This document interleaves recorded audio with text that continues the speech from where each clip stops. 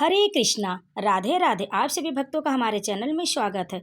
भक्तों, आज हम सुनेंगे श्रीमद् भागवत की श्रेष्ठ कहानी का भाग 6, जिसे आप अंत तक अवश्य सुने। भक्तों, श्री विष्णु भगवान के इन कथाओं का श्रवण करने मात्र से ही मनुष्य को पुण्य की प्राप्ति होती। इसीलिए भक्तों, थोड़ा सा समय निकाल कर आप इन कथाओं का श्रवण अवश्य किया करें, ताकि आप पर भगवान श्री कृष्ण अपनी कृपा सदैव बनाए रखें। तो भक्तों, चलिए सुनते हैं श्रीमद् भागवत की श्रेष्ठ कहानी का आज भाग 6।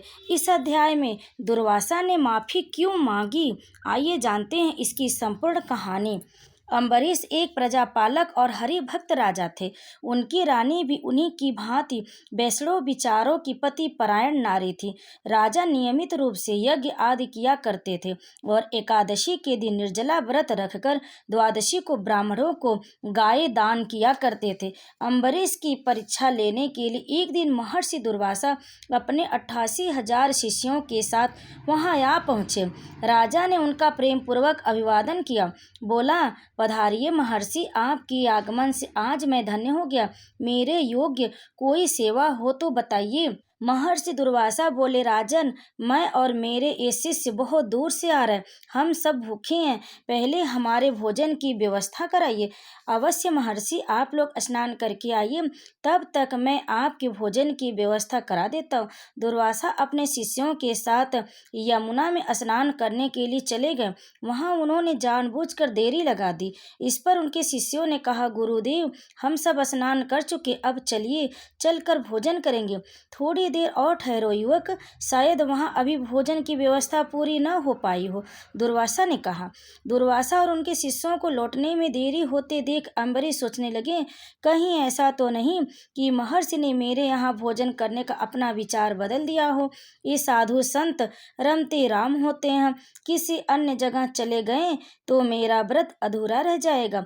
जब बहुत समय व्यतीत हो गया और दुर्वासा अपने शिष्यों सहित वापस न लौटे, तो अम्बरीश ने उनकी और प्रतीक्षा करना उचित न समझा। उन्होंने चरणामृत लेकर अपना व्रत खोल लिया और दैनिक कार्यों में व्यस्त हो गए।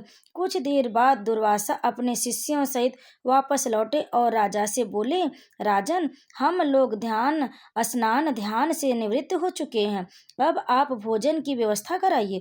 भोजन तो तैयार है महर्षि, अम्बरीश बोले, लेकिन मुझसे एक अपराध हो गया, उसकी क्षमा चाहता हूँ। किस अपराध की क्षमा चाहते हो राजन? महर्षि बोले, मैंने बहुत समय तक आपके लोगों को लौटने की प्रतीक्षा की, किंतु जब आप न आए तो यह सोचकर मैंने अपना व्रत खोल लिया कि शायद आप किसी अपने अन्य भक्त के यहाँ भोजन करने के लिए चले गए। राजा ने विनीत स्वर में कहा। यह सुनकर महर्षि दुर्वासा गुस्से में आग बबूला हो गए और कड़क कर बोले, मूर्ख राजा, तेरी इतनी हिम्मत कि संतों को जूठा भोजन कराए। महर्षि, क्षमा कर दो, मैंने स्वयं अभी भोजन नहीं लिया है, सिर्फ भगवान का चरणामृत लेकर ही अपना व्रत खोला है। कुछ भी हो दुर्वासा दहाड़े, तुमने हमें निमंत्रण करके हमारा अपमान किया, इसका दंड तो तुम्हें भुगतना ही पड़ेगा। दुर्वासा ने अपनी जटा से एक बाल तोड़ा और उसे भूमि पर पटक दिया। तुरंत ही कृत्या नाम की एक महाभयंकर अग्नि उत्पन्न हो गई। कृत्या अपना विकराल रूप खोलकर राजा को भस्म करने के लिए दौड़ पड़ी। राजा ने धैर्य न खोया और न ही वे भयभीत हुए। वे वहीं भूमि पर बैठ गए और हरि नाम का स्मरण करने लगे। हे प्रभु, मेरी रक्षा करो। महर्षि दुर्वासा क्रोध के वशीभूत होकर मुझ निर्दोष को दंडित करने पर उतारू हैं। अब आप ही इनके कोप से मेरी रक्षा कर सकते हैं। अम्बरीश की करुण पुकार क्षीर सागर में शेष शैया पर लेटे भगवान विष्णु के कानों तक पहुंची। वे तुरंत उठे और लक्ष्मी जी से बोले, देवी लक्ष्मी, मेरा कोई भक्त मुझे आर्त स्वर में पुकार रहा है। मैं उसकी रक्षा के लिए मृत्यु लोक में जा रहा हूँ। सुदर्शन चक्र उंगली पर उठाए भगवान विष्णु अपने वाहन गरुड़ पर सवार हुए और मृत्यु लोक की ओर चल पड़े। आकाश में अदृश्य रहकर श्री हरि ने नीचे अम्बरीश के महल का सारा दृश्य देखा। उन्होंने अम्बरीश की रक्षा के लिए सुदर्शन चक्र चला दिया। चक्र ने दुर्वासा द्वारा पैदा की गई कृत्या को जलाकर भस्म कर दिया। तुरंत ही चक्र ने अपनी दशा बदली और वह दुर्वासा का सिर काटने की ओर उनकी ओर बढ़ा। यह देखकर दुर्वासा भयभीत हो गए और अपनी जान बचाने के लिए वहां से भाग निकले, किंतु चक्र ने उनका पीछा न छोड़ा। दुर्वासा जहां तहां जाते चक्र उधर उधर ही पहुंच जाता। दुर्वासा भागकर अमरावती में देवराज इंद्र के पास पहुंचे। वहां भयभीत स्वर में बोले, मेरी रक्षा करो देवराज, भगवान विष्णु का सुदर्शन चक्र मुझे समाप्त करना चाहता है। इस पर इंद्र ने कहा, मैं विवश हूँ महर्षि, भगवान विष्णु के सुदर्शन चक्र का सामना करने की मुझमें शक्ति नहीं है। उचित यही है कि आप पितामह ब्रह्मा की शरण में जाए।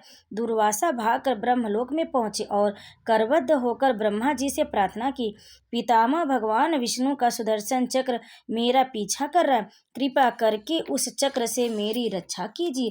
यह सुनकर प्रजापति ब्रह्मा ने कहा, क्षमा कीजिए महर्षि दुर्वासा, भगवान विष्णु के सुदर्शन चक्र से आपकी रक्षा कर पाना मेरे लिए असंभव है। आप भगवान विष्णु की शरण में ही जाइए, वही अपने चक्र को शांत कर सकते हैं।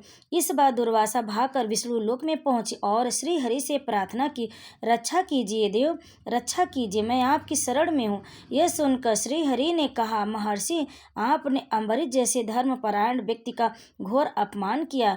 आपने तो क्रुद्ध होकर उसे मारने की ही सोच ली। आपके द्वारा उत्पन्न कृत्या उसे जीते जी समाप्त कर डालती, यदि मैं सुदर्शन चक्र से उसे भस्म न कर डालता। अब आपकी रक्षा अम्बरीश के पास जाकर और उनसे अपने कृत्य की क्षमा मांगने पर ही हो सकती है, अन्यथा मेरा चक्र रुकेगा नहीं, वह अनंत काल तक आपको यूं ही दौड़ाता रहेगा। लज्जित और दुखी मन से दुर्वासा अम्बरीश के पास पहुंचे, उससे अपने कृत्य की क्षमा मांगी तो अम्बरीश ने सहज भाव में उन्हें क्षमा कर दी। इतना ही नहीं, उसने अपने व्रत को ऋषि को भोजन कराने से पहले ही तोड़ देने पर ऋषि से क्षमा मांगी। फिर उसने सुदर्शन चक्र की आराधना की, जिससे शांत होकर वह पुनः भगवान विष्णु के पास लौट गया। तब दुर्वासा और उनके शिष्यों की सांस में सांस आई।